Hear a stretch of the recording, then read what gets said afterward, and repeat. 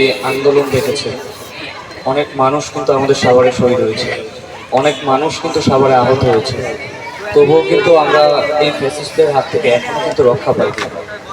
আমাদের কিন্তু এখনও লড়াই সংগ্রাম চালিয়ে যেতে হবে।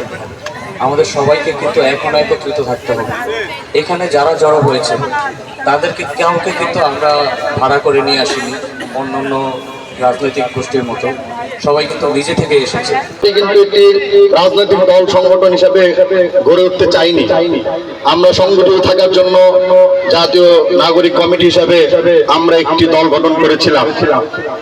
যখন আমরা বিভিন্ন রাজনৈতিক দলদেরকে জাতীয় সরকার করার জন্য আহ্বান করতেছিলাম, যখন তারা আমাদের অমূল্য করতেছিল, তখন আমরা রাজনীতিতে যোগ দেই। আমি এখানে দাঁড়িয়েছি 24-এর গণঅভ্যুত্থানের পরে দেশ গঠনের একটা প্রত্যয় নিয়ে দাঁড়িয়েছি। আমি আমার হাজব্যান্ডও ডাক্তার, আমার ছোট ছোট দুইটা বাচ্চা আছে। এই আপার সাথে আমি কিছুটা কানেক্টেড ফিল করেছি এবং এইখানে বসে আমি চিন্তা করেছিলাম যে আমি কারিকুলাম নিয়ে কথা বলবো, কারণ কারিকুলাম আন্দোলনে আমি খুব অ্যাক্টিভ একটা রোল প্লে করেছিলাম। তখন আমি জানি না আপা ছিলেন কিনা, অভিভাবকদের ভাবনা একটা। আমরা এনসিপি এই জন্য করব যেন আমানতদার কিছু লোকের কাছে আমরা দিতে পারি রাষ্ট্রটাকে, যারা দায়িত্ব নিবে, আমার শ্রমিক ভাইয়ের দায়িত্ব নিবে, যারা আমার কৃষক ভাইয়ের দায়িত্ব নেবে, যারা ছাত্র ভাইয়ের দায়িত্ব নেবে, নিয়ে তার দায়িত্ব অনুযায়ী তাকে তৈরি করবে, তাকে সেবা দিবে। নেতা নয়, হবে খাদেম, খেদমত, সেবক। আমাদের ভাব নিয়ে ঘুরে বেড়ার সুযোগ নেই। যে বলছে আমি স্লোগান দিয়ে কি করতে পারবেন, স্লোগান দিয়ে তো বাংলাদেশ পরিবর্তন হয়নি, হয়েছে?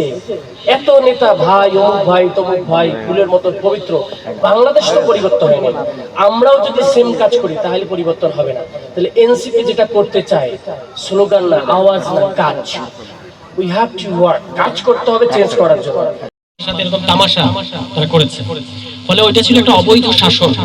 ওই অবৈধ শাসনের বিরুদ্ধে মানুষের ক্ষোভ জমতে জমতে জমতে জমতে, যেহেতু রাজনৈতিক দলগুলো, বিএনপি সহ অন্যান্য রাজনৈতিক দলগুলোর যে আন্দোলন ছিল, তারা সেই আন্দোলনের মধ্য দিয়ে বাংলাদেশকে এই পথ থেকে মুক্ত করতে পারে নাই।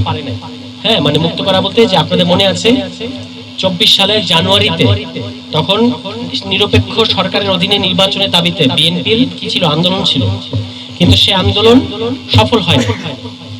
বিএনপি লোকেদেরকে আওয়ামী লীগ দমন করেছে, ঘর ছাড়া করেছে, মামলা দিয়ে রেখেছে এবং তারা ঘর ছাড়া হয়েছে।